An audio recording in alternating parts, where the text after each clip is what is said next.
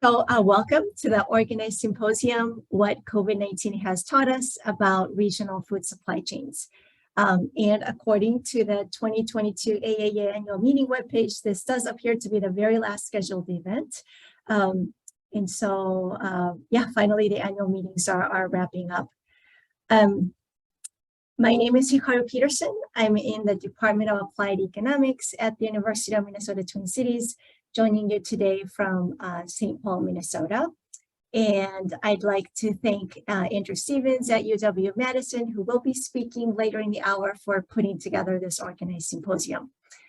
Andrew, Christa, and I, who are on the deck of agenda, have been working together on a USDA Rapid Response project that was titled Lessons from COVID-19, Positioning Regional Food Supply Chains for Future Pandemics, Natural Disasters, and Human-made Crises for the past 2 years. And we are here to share with you some selected insights about regional food supply chains. We do have 90 minutes, and so for the plan is that I will kick us off with an overview of the project, some general takeaways from the supply chain survey and focus groups, hand it over to Christa and then to Andrew for deeper dive into specific areas. And we are planning to spend the last half an hour or so for open discussion, or we might just continue on with our discussion or preview of our work. So let me begin telling you about a little bit about the overall project. And so this integrated project was designed to address the RFA for rapid response to COVID-19. I think the call came out way back in April 2020, and they had about 4 priority areas or priority topics, but one of them was economic security, and this project was designed to address that. We really focused on observations then in that mid-2020, where the distress that the supply chain disruptions had occurred from the pandemic placed on livelihoods of individuals and businesses of the supply chain. And so we focused on the economic security of smaller scale operations, which meant that our natural study focus should be the regional food subsystems or the regional supply chains. And here, I know that term gets thrown out a lot, but what we're kind of envisioning is a supply chain that is shorter than the mainstream, either in terms of the geographic expanse and or the number of transactions that happen to move stuff from upstream producers to downstream consumers. And our overarching hypothesis was that regional food systems can effectively augment mainstream supply chains so that the overall supply chains are more prepared. And if that's the case, how and to what extent? And so we didn't explicitly name it in this particular slide, but we are talking about trying to enhance the resilience of our food system so that it can stay functional or provide the functions with minimal disruptions in light of shocks like we've witnessed during the pandemic. Being an integrated project, these study objectives are fourfold. And so the first 2 was about generating knowledge that were research-oriented, and then the latter 2 were for generating resources for the stakeholders that we were trying to make it helpful for. Our project team represented 5 institutions, coast to coast, and in fact, it's almost laughable how large our project team was relative to the other COVID-19 project teams, but we had 11 co-PIs, and so therefore we have many people to acknowledge. We really have enjoyed our time together on this project. Some of us had working relationships before, but there were some new ones that were forged. And during the 2 years, we welcomed a baby, and any day welcoming another. So we've been growing as a project team as well. I also want to acknowledge our advisory board members who span both the academia and the industry across regions and across the spectrum of local food system to mainstream food system. And whenever they could join us in our busy schedules, they really provided some valuable insights in guiding our work. So to address the 4 objectives, we pursued 8 activities during the past 2 years. We were quite ambitious. We got them done mostly. We completed 2 surveys, one on the supply chain survey and the other on the consumer survey. We completed 11 focus groups and in online trainings. We have made good progress with the analytical work. That's the 3 activities in the light blue section in the middle to understand capacity of regional food supply chains. And the bulk of this work, just like any other analytical work, is still in progress, but we're making good progress on that. And then we continue to develop online resources as well. Today's focus being on the supply chain, I will talk specifically about the 2 activities in boldface, the supply chain survey and focus groups. Both Christa and Andrew, to some degree, will be using the specific aspects of the supply chain survey, which I think will be helpful to kind of lay it out there. And also, before we move on, I just want to direct you to our website. It's ruralengagement.org /lessons from COVID-19, which is home to all our project outputs. Shout out to the communication experts, mostly at the University of Florida, who made everything so usable and beautiful. So please check it out. So just a brief, discussion about the data and methods behind our findings. And like I said, we'll be focusing on the supply chain survey and the focus groups. So the supply chain survey. We designed the survey with an objective to quantify the impact of COVID-19 on businesses along the food supply chain. So the key variables we were interested in making sure we got were changes in quarterly business revenue, the business shocks that were experienced by individual businesses, and also any sort of adaptations that the business took, among other things. We did have a regional focus on the supply chain work. So based on where the team members are located, we have 3 study regions, or basically 4 states in our mind: California, Florida, and then Minnesota, Wisconsin area.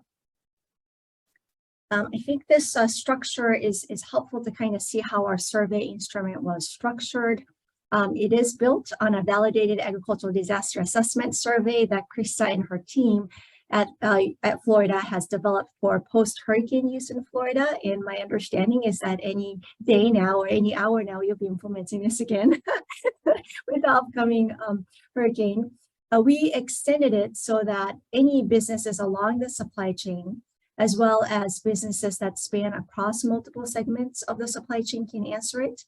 So for example, a farm that has like an on-premise restaurant, for example, can indicate that they generate revenue from both production, but also food services, and will be directed to answer questions related to the 2 segments. The survey was fielded from February to April in 2021. We were trying to reach as many businesses as possible in the study region. So I guess technically you can call it the convenience sample, but we really were trying to reach as many as we can. We requested various organizations to distribute the survey links to their members. And in addition, we also purchased business contacts from Data Axle, which is formerly Reference USA. And we also did some direct outreach using that contact list as well. And we also offered incentives for drawings, which were appreciated by the winners when they received it.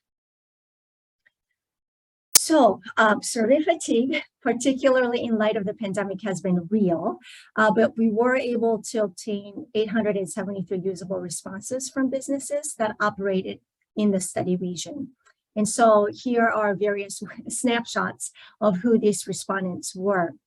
And so the bar chart there is showing how the business revenue were split across enterprises along the supply chain segments. So we see that we actually have a nice distribution, representation of those who are engaged in different segments.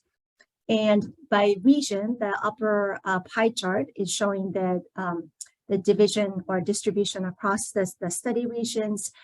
We did have a overrepresentation of California and Upper Midwest, it looks like, just because we had some unusual response in Florida where some of the agricultural or regular respondents didn't respond, but otherwise we have good regional representation. And I think Christa will be following up with some of the additional information that she had collected elsewhere for Florida in her segment of the talk.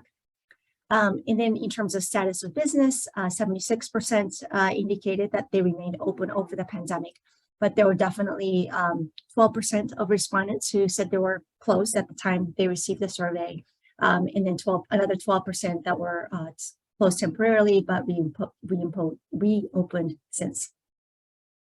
So that's the supply chain survey of respondents that we'll be looking at some of the takeaways in a bit. And so the other source of information was a series of focus groups. The way we envisioned these focus groups was to have conversations with supply chain businesses so that we can brainstorm best practices, maybe come up with policy recommendations so that we can build this resiliency throughout the food supply chain, maybe enhance our preparedness and so forth.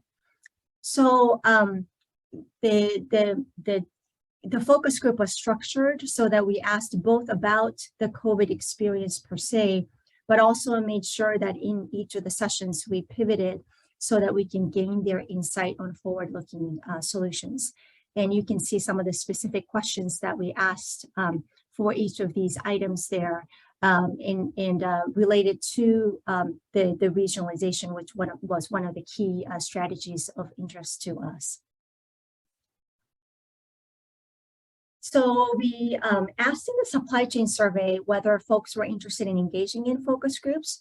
So we followed up with those who expressed interest. So that was one source of recruitment, but we also reached out to individuals on our own. We wanted to have a good representation of businesses across supply chain segments, business scale and region. And so we had sort of like a grid that we aim to populate with our focus group participants.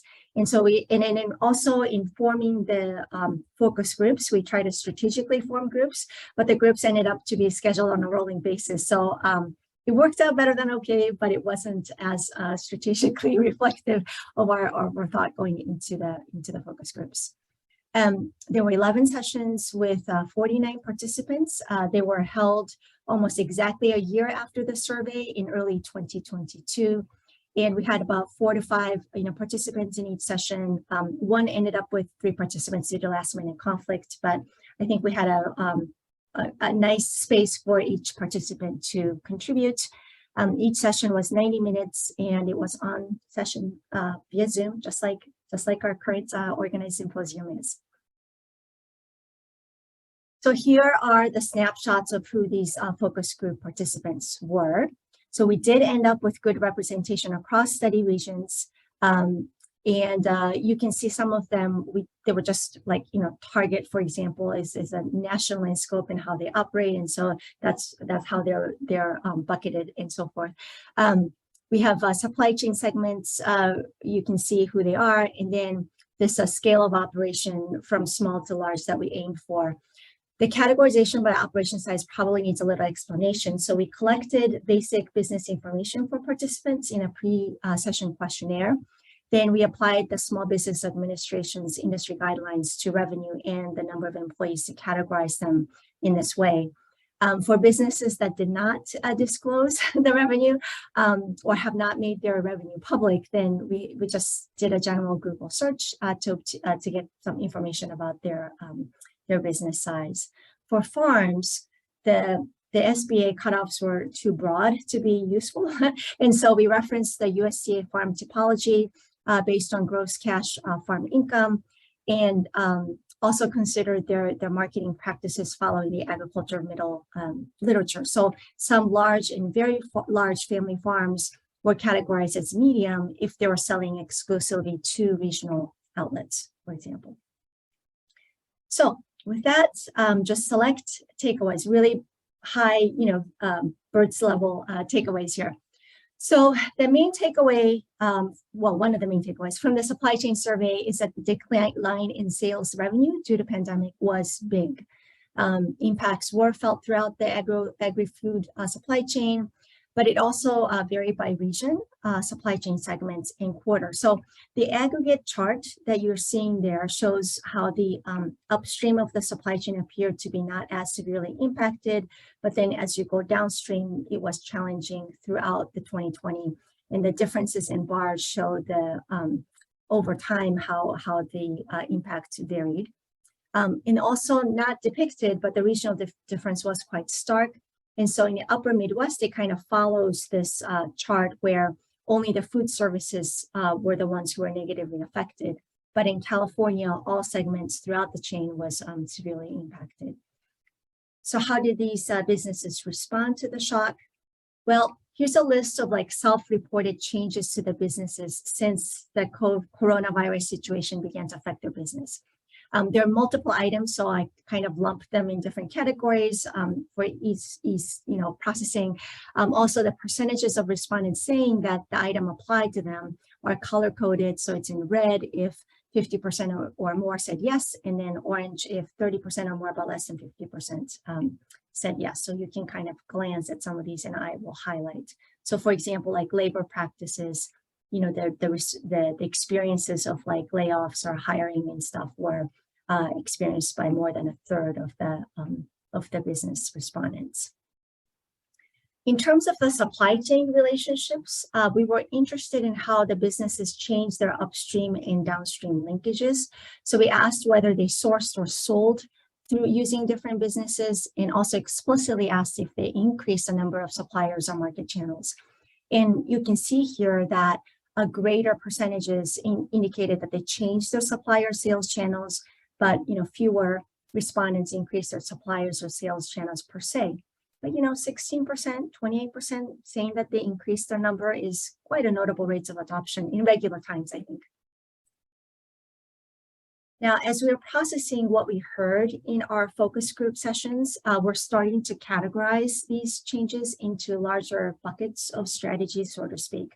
So the first large bucket is what we call like flexibilization, which we define here as transforming operations, including a change in business scope, and manage associated challenges with human resources and other resources as well.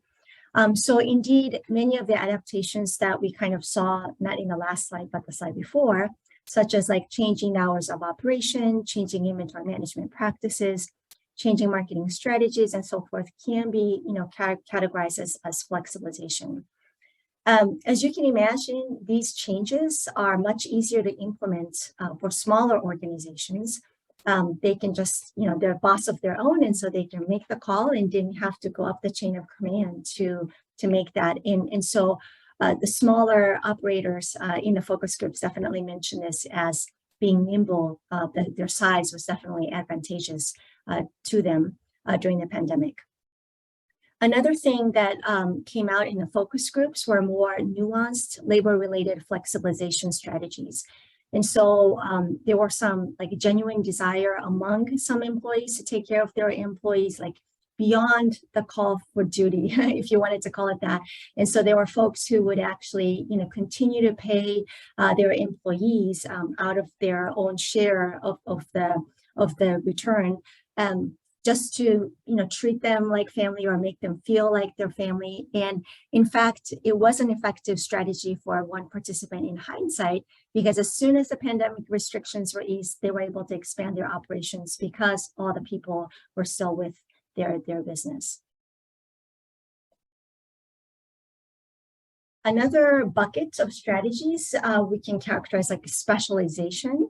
One of the things that came out in the focus group was that pandemic really offered businesses of different sizes to get rid of some of the tail SKUs, making the consumers adjust to not having everything. And so there were a lot of respondents who said, changing products or services offered was one of the things that they did. Probably often meant that they were cutting down the variety, which I think makes a lot of sense. And then another large bucket is diversification. So as noted in the previous slide, we're talking here about, increasing the number and the variety of both upstream and downstream supply linkages.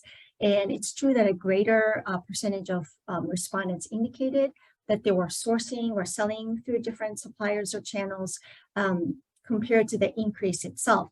But what was validated by the focus group participants was that they made it really clear that it's much, much easier to pivot if multiple supply chain channels existed before the pandemic.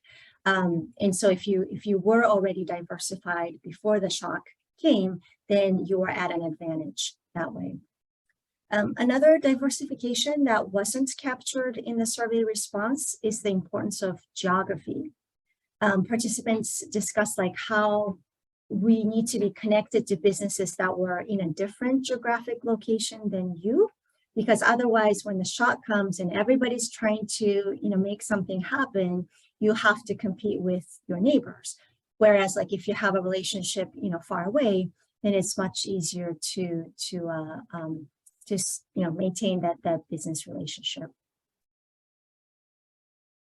One of the strategies that were not fully developed at the time survey was launched was networking. And we're defining it here as like increasing connections with other businesses, consumers, community organizations, and government agencies beyond like a simple economic exchanges or transactional basis. And one of the things that came out was the pandemic definitely offered opportunities for businesses to learn more about their suppliers' supply chains. And so they were more aware of possible challenges that could impact their suppliers, which would eventually impact their own business. The participants were also very interested in learning how the food system works beyond their own realm. They just had no idea how the food system worked on parts of it that they were not involved in, whether it was the supply chain segment or in terms of scale. So small farms did not know the challenges that were faced by large farms and so forth. And so they really expressed appreciation for being part of the focus group and opportunities like that. Another related issue to networking that came up was the role in the relationship with government programs. And despite participants mentioning that short-term reliefs, particularly like PPP loans, for example, were very helpful to keep them afloat, there were folks who never applied for it because it was too confusing. And then also after several months, relief to individuals competed with businesses trying to hire people and became an impediment to secure labor as opposed to be trying to be helpful. And probably this kind of lack of communication really is something that could be prevented if such conversations happens before the crises. And then coming back to original focus, regionalization. So we're defining it here as changing suppliers and market channels in ways that reduce the length of supply chains. And, we really need to examine the survey responses further, but 31% or 47% of the respondents indicated that they changed suppliers or marketing channels. Could be, at least part of them could have been in line with the regionalization, but we need to look into that to see the extent there. For some focus group participants, sourcing regionally did become more affordable during the pandemic than national or international sourcing, suggesting that regionalization was an effective coping strategy. Of course, for not everybody, but at least there was some evidence of that. And then combined with the insight from diversification as a strategy, geographic diversification was really brought up as important in the context of regionalization. So one of the key takeaways is that for our overall, however you define it, national mainstream food system to be resilient, we really need these regional food systems to be interconnected instead of becoming compartmentalized, which I think makes a lot of sense, but it's really nice to really formally come out in this way. And just a few other concluding thoughts on to wrap up my section here. One is the issue of scale. Large operators found its size to be advantageous because they had greater buying power in light of the pandemic and they could deal. But as I mentioned earlier, that smaller operators thought that their size was great because they had this greater flexibility to pivot and they had less overhead costs to maintain and so forth. there was several things that was brought up, and it was interesting because there were respondents, across scales in the same group in some of the sessions, that there's definitely relative power dynamics along the supply chain. So anecdotes are being shared where like large suppliers, drop small buyers just because they were in trouble, for example. And there's a lot to be said about like what makes, what kind of a relative size structure really makes these relationships tight in light of these pandemic and other shocks. So throughout our learning, one theme that kind of came returning to our minds is this distinction between like firm level and system level actions and their outcomes. I think there are actions that, businesses can individually take to benefit them, to build their resilience at the firm level, may or may not effectively, enhance resilience at the system level. And it's always, usually not possible for businesses to take actions that would further resilience at the system level for them to, for businesses to take on their own. And so particularly when the natural response to shock is to look inward and try to address matters internally, the big question is like, how can we promote strategies that enhance coordination system-wide? Is there a way for us to frame it in a way so that system best, strategies are also in line with the business level best strategies, or do we need to have some sort of a broader intervention? That is a discussion to be continued. So with that, I am wrapping up my part and handing it over to Christa, who will be sharing her slides.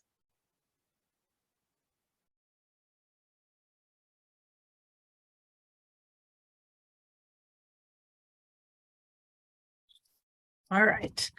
Thank you, Hikaru. And thank you also to Andrew for organizing this organized symposia. And as Hikaru mentioned, we are gearing up to do another assessment of a hurricane here in Florida.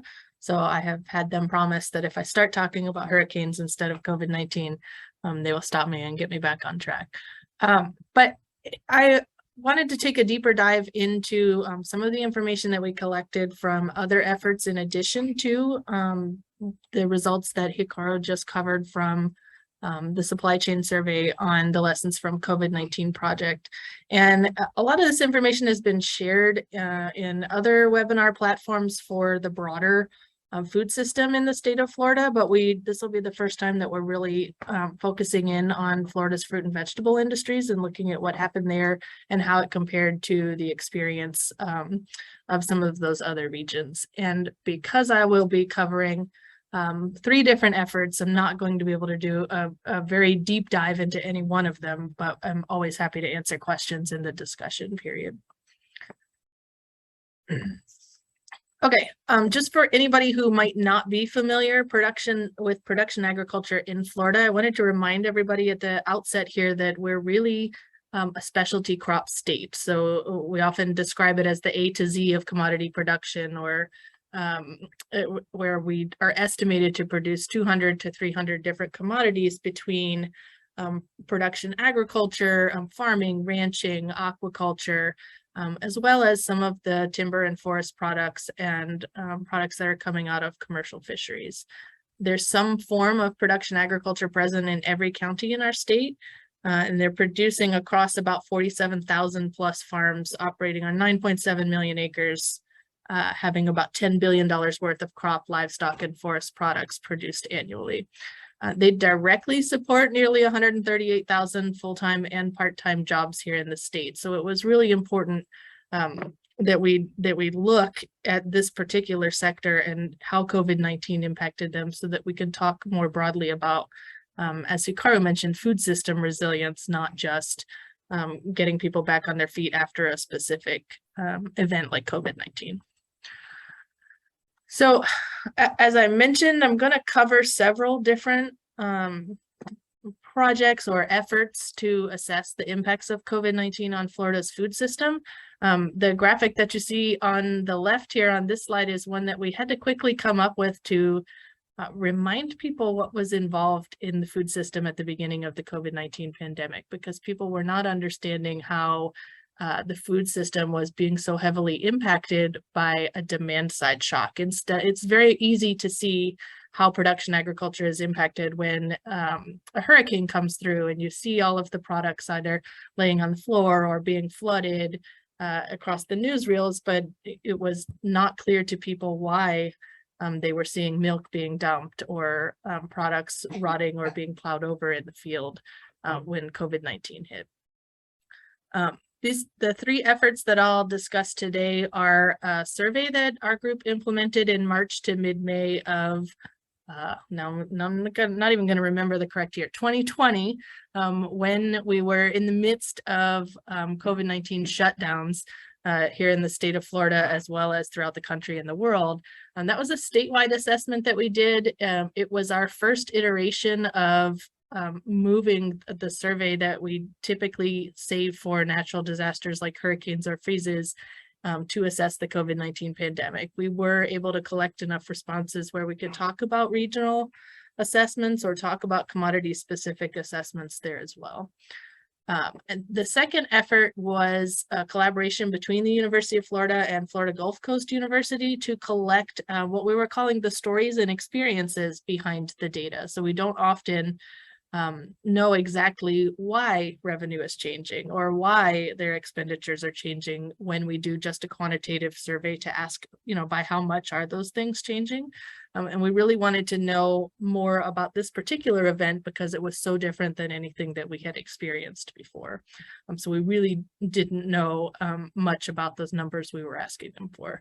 And then finally, just a very brief expansion out to see how did that the experiences that I'm talking about in Florida compare to other regions, and we were able to do that with the information from the food supply chain survey that Hikaru just walked through. So I mentioned we had to transition an assessment tool that we have in place for hurricanes over to COVID-19, and this was just reminding everybody that this was a very, very different type of event. With something like a hurricane, we're typically talking about the production side of everything being impacted where oranges are falling off of trees. But here we were looking at steep declines in things like food service industry demand. We had the impacts of things like social distancing or stay-at-home orders meant that there was steep drop in demand from things like theme parks, restaurants, hotels, schools. And then a large portion of Florida's production in particular goes into these industries. So we are not only a specialty crop state, but we're a specialty crop state that produces fresh product for a lot of this food service industry demand. And one of the, anecdotally, the evidence is showing that tomatoes alone are 80 to 85% going into this food service industry, as opposed to retail outlets like a grocery store. So it caused a major disruption to Florida's food system in particular, and we needed to tweak that tool that we're used to using to look at a demand side shock. So what we produced, both our team as well as some collaborators here in the Food and Resource Economics Department, was an online survey instrument. It was designed in collaboration with extension agents to harmonize that collection of information that was going on throughout the state. And we collected responses from this particular tool from April 16th to May 15th. And again, that was 2020. The survey topics are very similar to what Hikaru just presented, because this is the tool that we transformed yet again to look more broadly at the food supply chain in other geographies. No one ever calls my phone. But the information that we were collecting was background information on those typical operations before the COVID-19 pandemic. What do their revenues look like? Employment? What market channels are they using? We looked also at that open or closed status, whether or not there were business changes if they were open or if they were closed, reasons for closure, and then impacts. And again, those were those quantitative impacts, changes in revenue, changes in employment, changes in their customer base, or looking at changes in products or services offered. I am sorry, I don't know how to mute my phone, and hanging up on them is not working. And then one of the questions that we asked at the end was their willingness to participate in potential follow-up or similar surveys for related businesses. And that was one of the lists that we were able to use when we went into the lessons from COVID-19 project as well. Overall participation, and this again is across all types of producers and a few additional operations from different parts of the food supply chain. We got 729 responses. We did get at least one response from every county in the state of Florida, but they are more aggregated heavily in those counties where they were experiencing larger impacts for reasons that I'll talk about a little bit further into the presentation. These are just one way to visualize the full gamut of results that we were getting on changes in sales revenue by commodity group.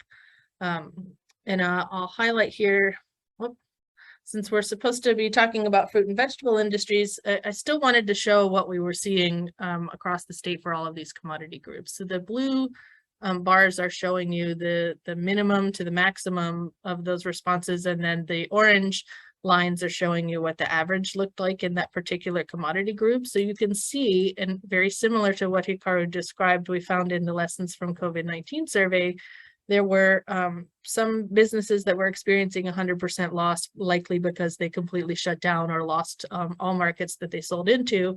There were some that were experiencing a positive impact of the COVID-19 pandemic, again, for some of the same reasons that we've already discussed.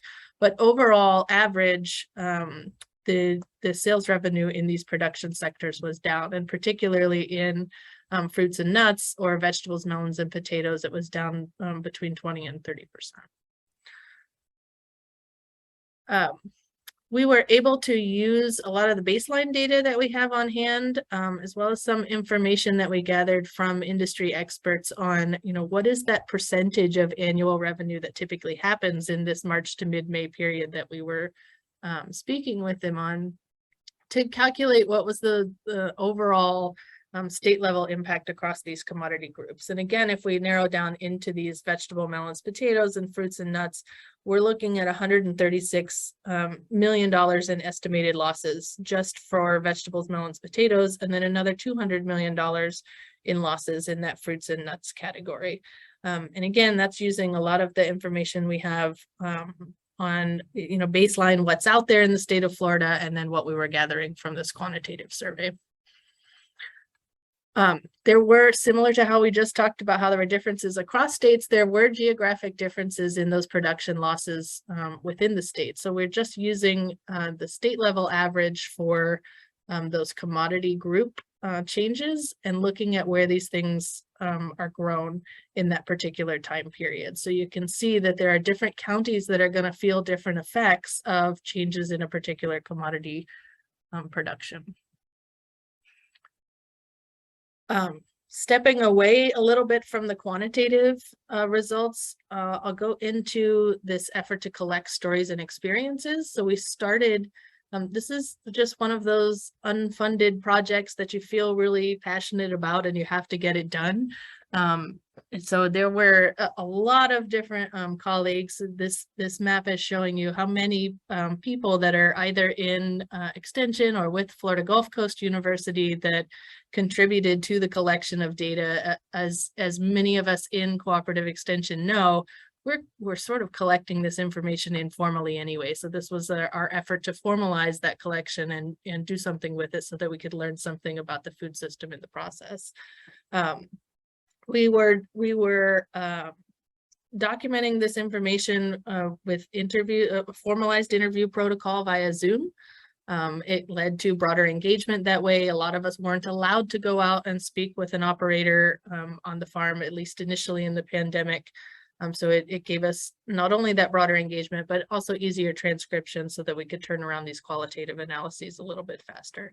Again, we're asking information about what was their experience during the COVID-19 pandemic. That could be positive, negative, or business could have gone on like usual, but we were we were specifically trying to capture things like adaptations. Were they making these new partnerships, or were there shifts in business, innovations, regulation, and then risk perception were the primary interests of this group.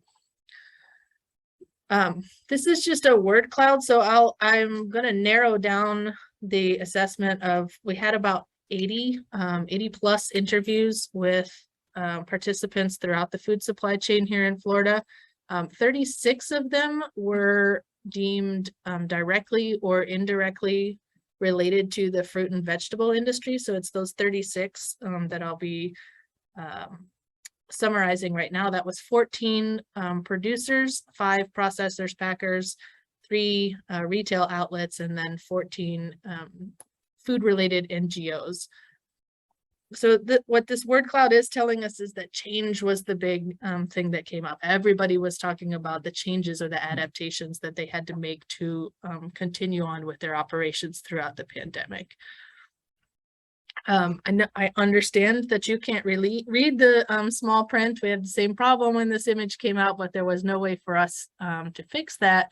But this chart is really telling us, you know, we had a coding structure that we used, and the big, again, the big theme here was impact. It was an impact evaluative statement, and we had very similar percentages of those impact statements that were positive or negative.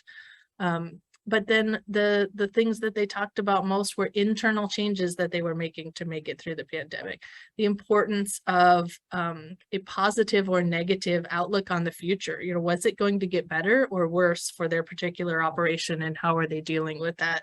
And then these partnerships or relationships, not only with their employees or employers, but also with other operations within the same food supply chain segment and across the food supply chain as well.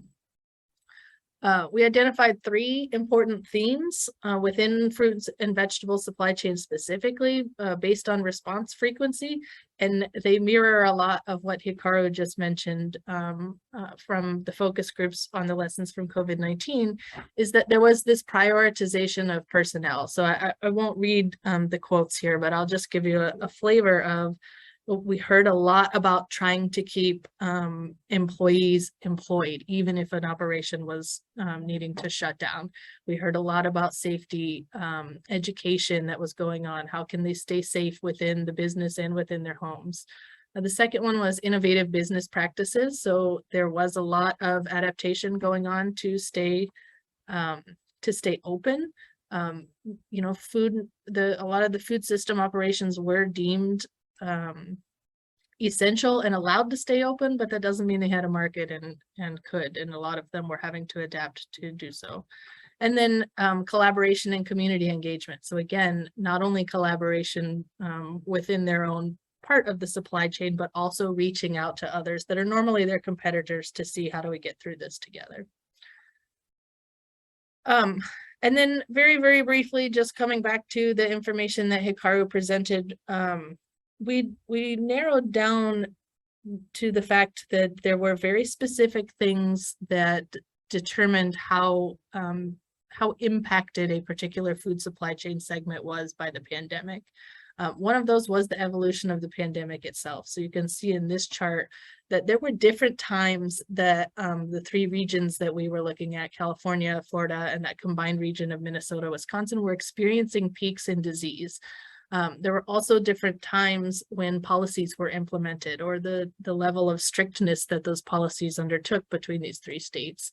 And you can see here, this chart is showing you the seasons of fruit and vegetable crops in those particular regions don't coincide either. So it was really for Florida, fruit and vegetable industries in particular, it was that confluence of high COVID-19 spread, shutdowns were happening, and it was peak harvest season, along with the fact that we had this heavy reliance on institutional markets for fresh products that led to these significant impacts early in the pandemic. But what we learned is that adaptations and adjustments, as well as those policy responses, resulted in a more stable situation for what are the fall or winter harvests here in Florida. So, what have we and others learned so far? And I'll save a little bit of this for the discussion section, but timing and characteristics of the hazard event were crucial. That the characteristics of the impacted commodity or supply chain were also crucial. So we heard, again, anecdotally, it wasn't the case for all businesses, and it certainly didn't combat all of the negative, but there's a little bit more processing in California, which is also a specialty crop state, than there is here in Florida, and that impacted how they responded. Timing and evolution of policy responses, and then willingness and ability to adapt to changes brought about by the hazard event really affected how they were impacted. This slide, again, it just goes over what Hikaru has already talked about. So, what worked: strong relationships with key suppliers, agile production and distribution, and then supply chain planning. And not doing these things, or not being prepared or being willing to adapt, really limited effective response.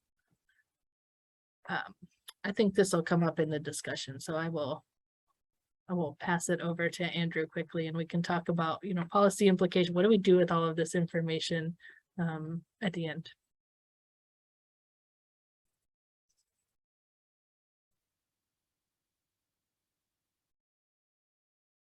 Great, thank you. I'll go ahead and share my screen here. Let's see. There we go. Does that work for everyone? Wonderful. So if Hikaru and Christa really looked at the big picture of all the different things that we've done in this big collaboration, I'm going to present a more narrowly defined research project that we've sort of developed out of this. So this is work that myself and my graduate student, Jim Teal, have been working on, specifically digging into this relationship between diversification and resilience of the firms participating in the agri-food supply chain. So a lot of the motivation for this is sort of implicit in the conversation we've been having, but I just want to highlight that these themes of a goal of increasing resilience in the food supply chain, and then the strategy of diversification as a potential solution to that, have shown up at sort of the highest levels of the US government. Now, within this is this sort of competing view of how that diversification functions and where it should be found. So some people in the literature have suggested that a diversified supply chain is best actualized when all of the components of the chain are themselves diversified, and that individual firms should therefore seek increased diversification. Others argue that that's completely unnecessary, that the supply chain as itself can work well with a lot of specialized links, as long as there are lots of them and lots of substitutes. So this leads me to realize that there's sort of a dearth of evidence about the relationship between diversification and resilience at the firm level. So the research question for this project is, for these agri-food supply chain businesses, does diversification within the firm increase its resilience to negative market shocks? And to be more specific for this context, we're looking at whether producing a broader range of distinct goods or services increases the likelihood that a particular firm survived a crisis like the COVID-19 pandemic. And we'll look at that from a number of different angles, but that's the basic research question. And we're trying to answer this as causally as possible. So a brief overview of the analytic approach we take here. We're going to leverage the novel survey data that Hikaru went through very well, and to construct several different measures of firm level diversification and several different measures of firm level resilience to the COVID-19 pandemic. Then we're going to use some various inverse probability weighting techniques and methods to compare relatively more diversified firms with relatively less diversified firms and see how their resilience outcomes differ. And I'm going to present to you some odds ratios that allow us to interpret these results, because the underlying statistical models, the regression output is not immediately interpretable. So I'll just skip right to showing you the odds ratios when we get to the results. I'm going to move quickly through this. Hikaru and Christa both talked a little bit about the survey. data, the supply chain survey data that was administered in spring 2021. For our purposes, out of the 800 and some odd responses received, we need a couple of key questions answered, which limited our sample size to about 380 usable observations. And that'll get winnowed down even a little bit more for some of our analyses. And I'll go through that when we get there. And the key questions from that survey that we're going to use have to do with sort of the pre-COVID-19 firm characteristics, things like the state where the firm was, its annual revenue, the number of employees, et cetera. And then we're going to look not so much at how revenues changed due to the pandemic, but instead we're going to look at the pre-pandemic period and look at how revenues were distributed across different supply chain segments and different activities within those segments. And then for our outcomes, we're going to look at a couple of the measured impacts from COVID-19, specifically those concerning firm closure, labor shortages, and layoffs. And I'll go through exactly how we construct those outcome variables when we get there. Diversification is a big buzzword. We have to measure it. So let me talk about how we're going to do that. So first of all, firms in the survey were asked about how their pre-pandemic revenues were split between the following enterprises: production ag, processing, wholesaling, retailing, and restaurant services. And then other was an option as well. So this gives us 5 different named segments of the agri-food supply chain, and you can imagine sort of two extremes, right? You can imagine a firm that is completely specialized, where all of their revenue comes from a single of these enterprises. And then you can imagine a firm that has, equal sixth of revenue from each of these different enterprises. I don't think that firm exists, but conceptually, you can sort of think about that spectrum of diversification. Within each of those named enterprise segments or supply chain segments, firms were then asked about how their revenues within that segment were split between different activities. So the example on the screen is from production agriculture, and you can sort of see how firms could split up that revenue across these different activities. So with that background, here's the math that everybody loves to hate. So we're going to create a couple of indices that are conceptually similar to a Herfindahl index, where we're looking at sort of concentration or diversification here. So our main index of what we're going to call vertical diversification looks at how revenue is split across those 6 supply chain segments, where this VD index is going to take on a value of 0 if the firm is completely specialized vertically, meaning that all of their revenue comes from a single segment, and it will approach 1 as their revenues become spread over more and more segments. We're also, because we have a maximum to those number of segments, there were only 6 options, we can also normalize this index by sort of a theoretical maximum. And as I said before, you can imagine a firm with equal sixths across these different segments. And so we can normalize VD by that. So where VD norm will be between 0 and 1, but you could imagine a firm actually having a value of 1. So we can look at our results using either index here. We also look at what we're going to call horizontal diversification, which looks at diversification within these segments. The math is more complicated than it looks. It's basically a weighted average across those different vertical segments of how diversified each segment is. And similarly, we can normalize this as well. So just to sort of hammer this home, you could have a firm that is vertically specialized, that is, say, for example, it's only operating in production agriculture, but that within production agriculture, it does several different things. And so even if it has a VD and a VD norm value of 0, its HD values could be greater than 0, signaling sort of increased horizontal diversification. So if that's diversification, let's talk about our outcomes of firm resilience. So we are looking at what happened to firms sort of in the first 6 months after the COVID pandemic initiated. And we're going to look at 4 different binary outcome variables. The first, and the one that I think is sort of most clear to think about, is ever closed, which takes a value of 1 if the firm is either currently still closed or was closed at some point after the pandemic.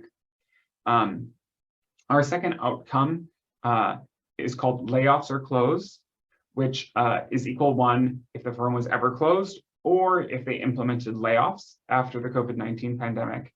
The third is shortage or closed, which again is ever closed or experienced a labor shortage. And then the fourth, negative labor shock, is a combination of those 3. So were you closed, or did you implement layoffs, or did you experience a labor shortage? The reason that these are sort of joined, and the reason being closed is always a part of these, is because if a firm was still closed when they were surveyed, we don't know about some of some of these other behaviors, and so they're sort of joint outcomes. But it still lets us look at some heterogeneous impacts across different aspects of the firm behavior. So I mentioned that of the 380 firms with potentially usable data, we don't use all of them for all of our analyses. And that's because of the methods we're using and the fact that we want to be comparing apples to apples. So to start, we sort of discretize the diversification variable. So we're going to look at firms that are vertically specialized, that is, they have a vertical diversification index of 0, and compare them against firms that are somewhat vertically diversified. So VD is greater than 0.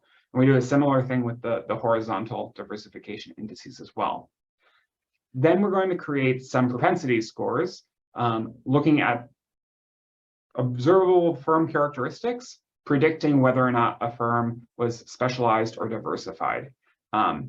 Once we have all of those propensity scores, we're going to trim our sample and throw out observations for whom we don't have good comparisons. So if there are, diversified firms that have a very high likelihood of being diversified based on their observable characteristics, but no specialized firms that have a similarly high propensity score, we want to get rid of those observations, so we're comparing apples to apples. We do this for our vertical diversification analysis, and we do it separately for our horizontal diversification analysis. And that leaves us with samples of 133 firms for the first and 221 firms for the second. Unfortunately, we also lose all of our Florida firms. And this has a lot to do with just very, very few, and I'm forgetting off the top of my head whether it's very, very few Florida firms that close or very, very few Florida firms that are vertically diversified. But in some sense, there's just very little there to disentangle. I've got 3 slides of summary statistics, just so you can sort of wrap your head around what we're looking at here.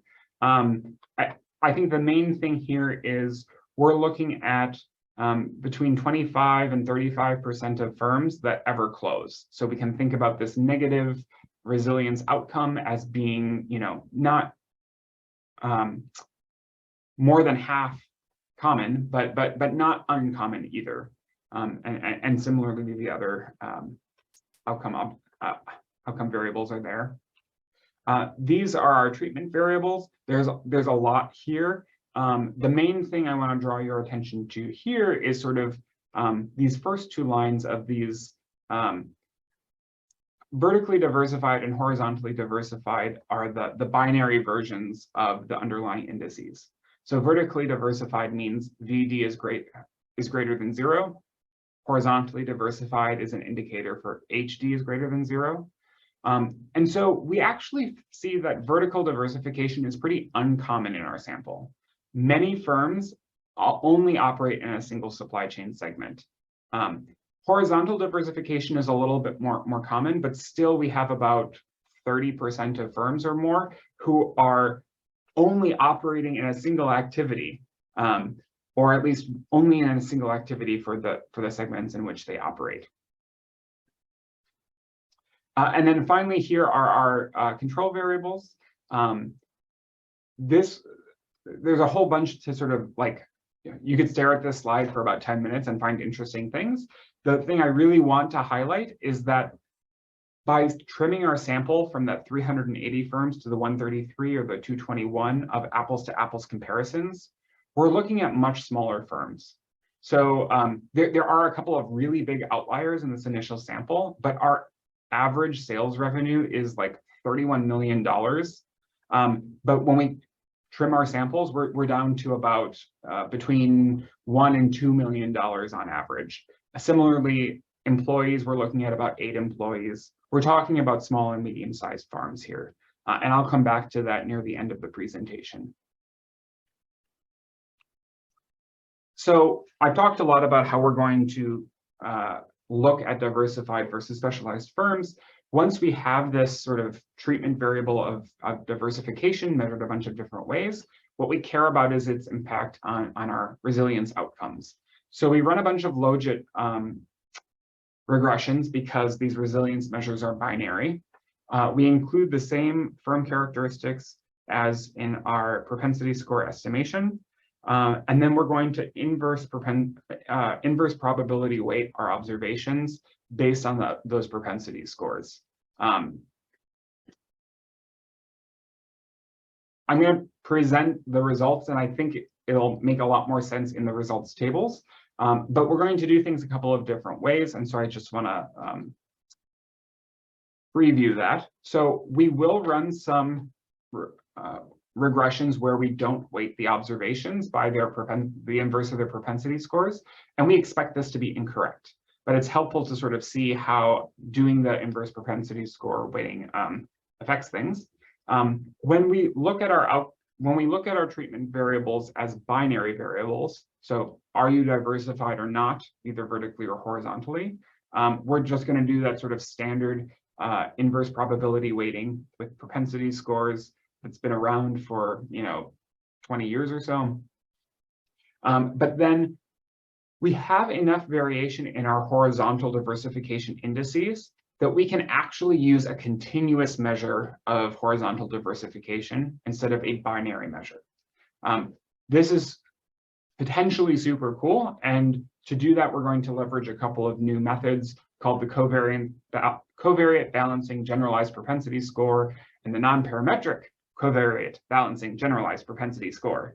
The reference there is Fong et al. From 2018, and it allows you to sort of compare treated and control units when treatment is continuous. And so it's a little less intuitive to think about whether an observation is a treated unit or a control unit. Let's talk a little bit about under what conditions we can interpret our results as causal. So if you want to think of these as causal results, we need two arguments. Our first is that this selection on observables design means that firms' levels of diversification are as good as random after controlling for these observable characteristics. We know that inverse probability weighting methods are doubly robust in the sense of you get 2 chances to get the right specification in your econometrics, and are pretty efficient at controlling for the observable characteristics we have. And then the big argument, and there's a appendix table in the paper, shows that enforcing this overlap in propensity scores is really crucial. Those big firms really complicate and muddy the analysis. So enforcing this overlap is very important. We also make the argument that this COVID-19 pandemic was big, unpredictable, disruptive, and an exogenous market shock. So we're less concerned about sort of firm closure decisions and firm diversification decisions being sort of endogenous to each other over time. We're readily acknowledging that there's a threat from potential omitted variable bias here. There can be unobserved to the econometrician things that correlate with diversification decisions and post-pandemic outcomes. But we think the scope for that is fairly modest, and that our methods are a pretty significant improvement on what's out there in the literature already. Let's just wrap our head around sort of the data before I show you results. So this is looking at our vertically diversified sample. So this is the cut, or the trimmed sample of 133 firms. On the left-hand side, we're looking at the distribution of propensity scores among the specialized firms in the white bars on top, and among the diversified firms in the dark bars on the bottom. Once we weight observations by their inverse, once we inverse probability weight these observations by their propensity score, we see the distribution of those propensity scores mirror each other a lot more. So this is sort of showing that doing this weighting can help make our apples closer to the same variety, if you want to work with me on this metaphor for a little bit.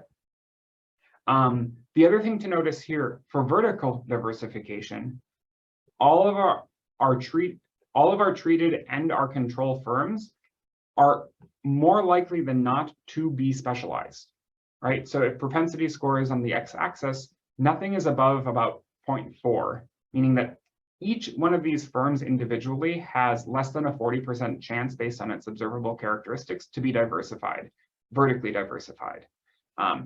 They're still comparable, which is sort of the whole point of this method, but that sort of matches what we saw from the summary statistics, that there aren't a lot of vertically diversified firms in our sample.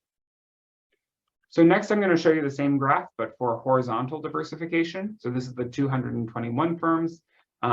Here we see that inverse probability weighting doing a lot more work to sort of shift the proportion of the horizontally specialized firms to look more similar to the horizontally diversified ones. And here also you can see that there's a much wider range of estimated propensity scores, thanks in part due to the larger sample size. Another thing we might be concerned about is, what does covariate balance look like? This is not an experiment, and so as you can see with the white dots here, there isn't very good balance on the firm level observable characteristics before weighting observations. But once we inverse probability weight those observations and look at the black dots, we see that there's much better covariate balance. Here it's the vertically diversified sample, and here it's the horizontally diversified sample. So our methods are working basically how we want them to. When we look at the continuous measures of horizontal diversification, we can't quite do the same thing because we don't have a clear treatment group and a clear control group. But we can look at treatment covariate Pearson correlations, which help us get at sort of the same thing. I have like 3 more of these graphs that basically tell the same story, but what you see is that our methods are doing a better job at providing some balance in those observable characteristics between the treated and the control firms. All right, let's talk results. I'm not showing you the raw output from the regressions because they're not immediately interpretable. Instead, I'm showing you estimated odds ratios. So I'll walk you through how to interpret these. Let's focus on this lower left-hand corner result, which is going to be sort of the main result for the vertical diversification story anyway. This says that a vertically diversified firm is roughly 4.73 times as likely than a vertically specialized firm to have ever closed due to COVID. The fact that these numbers are above 1 suggests that vertically diversified firms are more likely to have experienced the outcomes on the top of this on the top of this table. I'm showing you 95% confidence intervals for these odds ratios, and everything in bold is statistically significantly different from 1, meaning that we think it's either a positive or a negative effect. Here what we see is that vertical diversification seems to be associated with increased likelihood of these negative outcomes. I have a lot more results for the horizontal diversification results because we do have, because we can run some of these continuous analyses. So the first thing we see here is that we don't get statistically significant results with sort of the simple binary measures of horizontal diversification. However, once we look to these continuous measures of horizontal diversification, and we are using our inverse probability weighting techniques, we get some statistically significant results that tell a consistent story that horizontally diversified firms are less likely than horizontally specialized firms to experience these negative outcomes. And so to take one of these, for example, any of these in the left-hand column, we see that these firms are about half as likely than a horizontally specialized firm to have ever closed due to COVID. As a quick note on how to interpret the bottom 2/3 of this table, I've calculated these numbers for a horizontally diversified firm that has an index value equal to the mean of the index among horizontally diversified firms. That's a long way of saying these numbers should be directly comparable to the numbers on the top of the screen. So you can sort of see the story doesn't seem to change very much, but slightly stronger effects and increased statistical significance when we take advantage of that continuous measure of diversification. Second to last slide. So let's interpret these results. What's the takeaway message? So the first finding is that vertically diversified firms are significantly more likely to have closed at some point during the COVID-19 pandemic compared to vertically specialized firms. I think there's more to be, there are lots of questions here that we'd like to tackle more, but we just don't have that many vertically diversified firms in our analytical sample. And so there's not as much we can do to dig in here. But we find that horizontally diversified firms are less likely to have experienced these negative outcomes during the COVID-19 pandemic. They are horizontally diversified firms are just as likely to implement layoffs as horizontally specialized firms, but that also kind of makes sense. If there's a crisis and you have to adapt, laying off some employees seems like a resilient strategy to maintain firm survival. So the fact that we don't see results there is not super surprising. And then this final point is, I think methodologically really interesting that when you throw away variation by discretizing something that is continuous, you might lose information that tells a more interesting underlying story. Specifically, we're finding that the extent to which a firm is horizontally diversified is the thing that's giving us results when we're looking at diversified versus specialized firms in that space. Just a couple of concluding thoughts. So first, I want to remind us that these results are really only relevant for the kinds of firms that end up in our samples for these analyses. So we're talking small and medium-sized firms. Now, these are the vast majority of firms in the US ag-food supply chain, but it's not the big ones, right? It's not Walmart, it's not Amazon. Second, our results are mostly informative for shocks that are similar to COVID-19, large, unforeseen, supply chain disrupting. What's a little less clear is what aspects of a viral pandemic are unique to a viral pandemic and not another large-scale disruption. But we still think that this is much more informative evidence than sort of what's currently in the literature. And then the final point is, of course, the million-dollar question is why? And I think there are a number of really compelling hypotheses. So the first just has to do with sort of a documented theoretical finding that there are diseconomies of scope for firms. The more different kinds of things you do, the less efficient you are at turning your inputs into outputs. Similarly, there's a different argument that supply chain disruptions can be a bigger or a smaller deal to firms depending on how concentrated their product line is. And there's some reason to think that a vertically diversified firm actually has less capacity to sort of shift between the products that they produce because they're sort of committed to a particular product supply chain, and that if that supply chain gets disrupted, they have fewer directions to turn. And then there's this question about the substitutability of inputs, especially labor, across different outputs. And the idea, as we've heard from Hikaru and Christa, that if you have a bunch of different products, that it's easier to put put effort into the one where you have a functioning supply chain and consumer demand. But if you don't offer a lot of horizontally diversified products, you're a little out of luck when it comes to pivoting. I wanted to leave time for discussion of everything, but I know I sort of flew through that entire presentation. So I'll stop there, but there's lots more to talk about when people have questions. So thanks. Oh, that was great. It was really fun to listen to both Andrew and Christa's work as well. And it's great to have an audience. I don't know, Tatiana, if you are if it's something that you'd like to propose, like in terms of lovely to meet you, to have a discussion, like if you have a response to something that you'd like us to kind of tailor our next 15 minutes of our time together, or? Yeah, great session. And I see that, I think, Gigi, I hope I pronounce your name correctly. So we have two audience members. Yes, but Gigi's actually an insider because she's like one of the project team members. I see. Okay.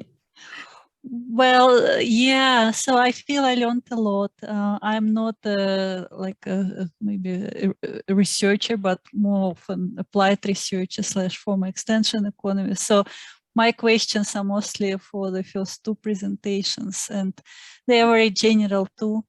I mean, one question I had was differentiating between the impact of COVID and everything else that happened in 2020. There were some changes to, I think, international trading laws, and there were disease impacts in several regions. So, I mean, so I am a part of USDA, right? And USDA also works on COVID working paper series. And every time we try to say, well, 2020, really everything happens due to COVID, we get the feedback that no, there was so much going on. So I just wanted to hear your response to that one question. And the second question would be, well, pandemic is, maybe it's over, right? But 2020 is sort of still a part of this period. So how was these lessons, I guess, that you all shared and learned apply maybe to 2021? So. No, those are great questions. Does anybody want to tackle on? I think my initial reaction to the first question that you raised, Tatiana, was I think it may be, you know, those pushbacks about there are a lot of other things that happened in 2020 did it come up? I don't think it really came up like in focus groups and whatnot. I think people, like for a lot of the focus group participants and likely the folks who actually did respond to those, the survey questions, I don't think they were, well, particularly the smaller scales ones were not impacted by, say, the trade laws, for example. And so, yeah, I feel like particularly for smaller sized business operations, that COVID really was COVID, and there wasn't a lot more going on for 2020.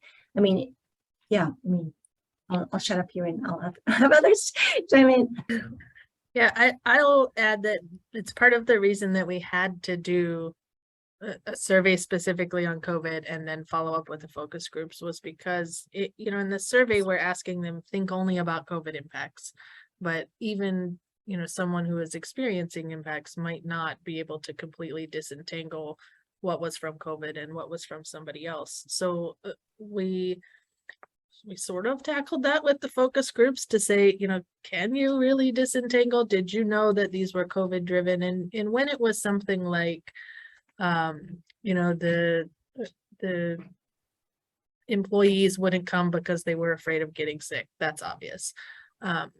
But when you're just asking them about a change in sales revenue over a period, that was much less obvious. I think we partially tackled that by doing the quarterly survey in the lessons from COVID-19 project. So at least when another short-term event happened that only impacted one of those quarters and then was gone, maybe we can disentangle.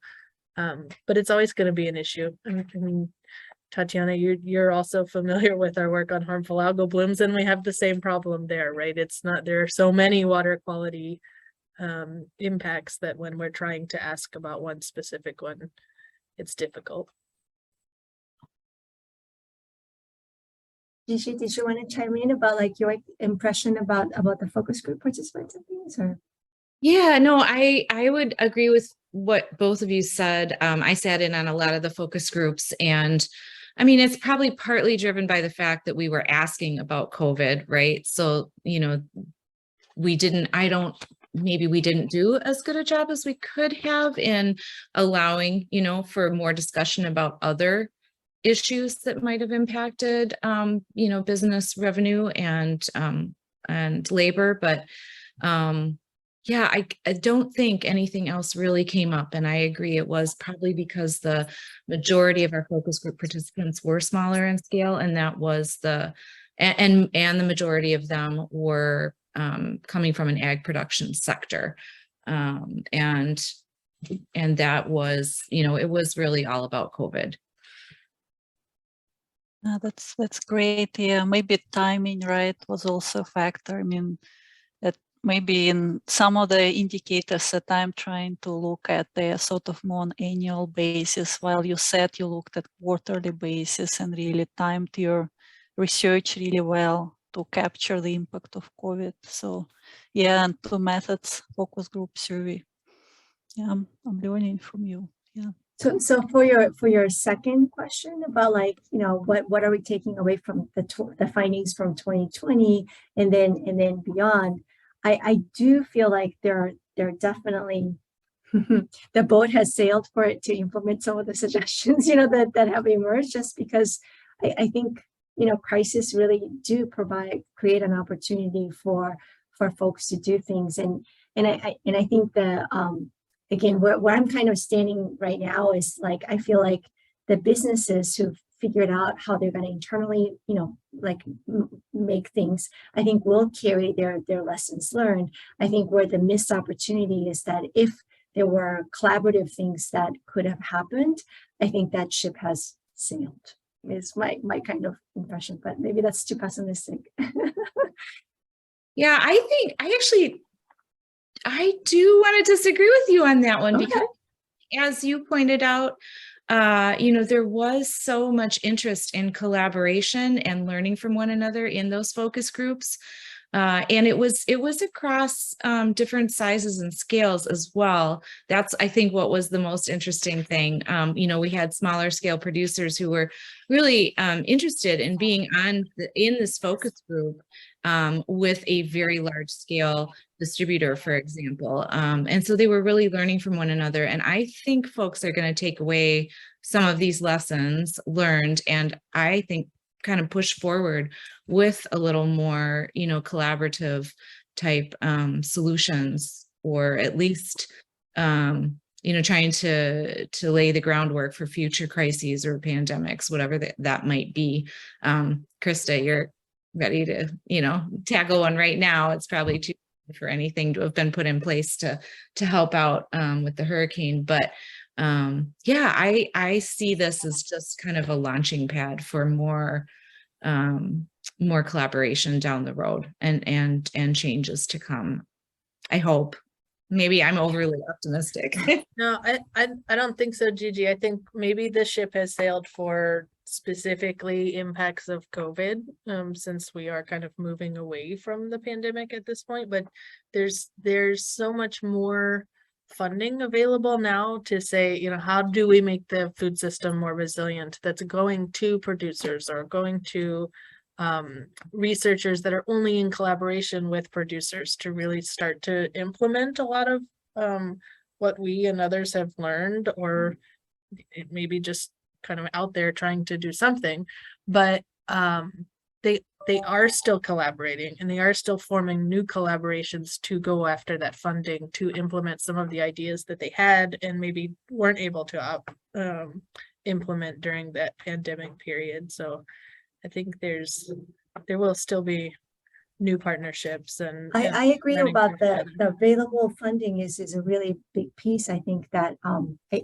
know that like some of our advisory committee members were talking about, earlier in the spring that they felt like the COVID support was like kind of falling off the cliff, and they really felt like they had to come up with like a soft landing thing. But it's also very true that like over the summer and into the fall, that there are influxes of like bigger chunks of money to foster collaboration or foster, larger scale projects that I think are promising, and hopefully there'll be great ideas that would build on some of the lessons to be had. And just to tack on to that, I do think there are some things that come out of our research, and the paper I presented is like one example of that, of this helpful sort of, not myth busting, but like this direction of adaptation is likely to be more successful than this direction, right? And I think firms will adapt or make decisions by omission, right? And so better understanding what we expect the impacts of those decisions will be can help inform that process that's going to happen regardless. It's very true. I actually had questions for Andrew that I know like we focus like really on the the diversification aspects of it, but were there any like business characteristics that mattered for the experience, the negative shock experiences that the businesses had? I'm looking at the paper over here because I have, and actually I can share this. Oh, we can get a sneak peek. We feel privileged. So this table just shows summary statistics for firms that never closed, EC equal to 0, and that did close, EC equal to 1. And so you can sort of see in these control variables, firms that never closed tend to have higher sales revenue than firms that did. That's not surprising, but sort of looking down, there aren't as many differences here as I would have expected. And I think one of the examples in particular that I found really interesting is that it is not the case that there's this huge discrepancy for restaurants. Like it is true that the share of firms that closed, of the firms who closed, the same proportion were restaurants as among firms who didn't close. And so I was surprised by this because I would have expected that firm in particular to have been affected by stay-at-home orders. But this might be evidence that a lot of restaurants were adapting by doing, increased takeout or, other adaptation strategies. So there are certainly differences here, but they're not as stark as I would have expected. That is really sorry, Christa. Go ahead. I was just going to ask because in the beginning, we know that I'm going back to Hikaru slides, that there were more restaurants, that kind of felt the impact of revenue loss in Minnesota, than any other supply chain segment. And so I'm just wondering, were there an equal number? I know you threw out Florida, but were there an equal number of, generally the same number of restaurants in California as in Minnesota, Wisconsin, do you know? And as in other segments? So I have not run that crosstab itself with my samples. In theory, the method should account for both location and segment. Okay. But the short answer to your specific question is no, I don't know. Okay, because that is really interesting. I would have definitely expected that to be different for restaurants. Yeah, maybe this is the sector that was able to take advantage of like the PPP loans, like the short-term reliefs were helpful to them, maybe as they kind of, reorganized themselves. Yeah, and I was going to ask, is this over the full time period of 2021? Because we've started thinking a lot about delayed revenue instead of just revenue loss here in Florida. So that delayed revenue might be you shut down or you lost a lot of one particular crop, but then there's a second season. Or when you opened up, demand really spiked because people hadn't been able to go to a restaurant for 3 months, and now they really wanted to.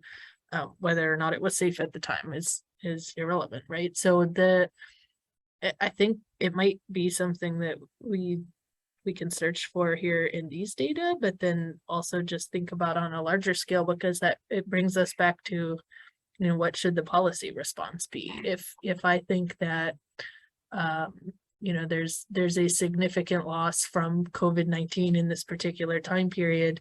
Do we need to be having an ad hoc relief program right away, or do we need some other type of mechanism that allows them to get through the period where they don't have as much revenue to get to that period where maybe they will see a spike in revenue that brings them back to something that's somewhat normal throughout the entire year? And I think that's going to be very different across different commodities, right? Like if all of my oranges fell off of my trees from a hurricane, I'm not recovering that. That's not a delayed revenue unless just magically the trees grow a lot more the next season. But is particularly important for something like aquaculture products where they're out there. We can't harvest them right now because of a water quality issue or because of COVID-19, but then when they are able to go back to selling, people really want them. They weren't able to get them for a month or two. So I think we're definitely going to have to think about that and how policy responds to these types of events. Well, that was actually a great wrap up to relate it back to the policy. I think our scheduled time is up. But Tatiana, if you have any other burning questions or something, we definitely could. But I don't want to cut off our conversation either. But. Just one, if I would like to cite or reference your work, is there a working paper, or maybe I can cite the symposium itself? Yeah, I think the symposium itself should be good, and I really don't know how the organizers are planning to file this, but yes, and if you're interested in our slides or something like that, I'm very comfortable sharing. So yeah, and Tatiana, we will share with you as soon as some of these get out in another outlet that are able to be referenced a little bit easier. We have a few that should be upcoming soon, but I don't want to make promises until they're available. Great information. Thank you. Yeah.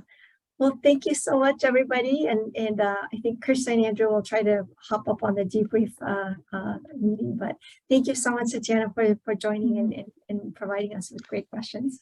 Stay safe, Christa. Take care. All right, thank you. Bye. Bye, guys. Bye.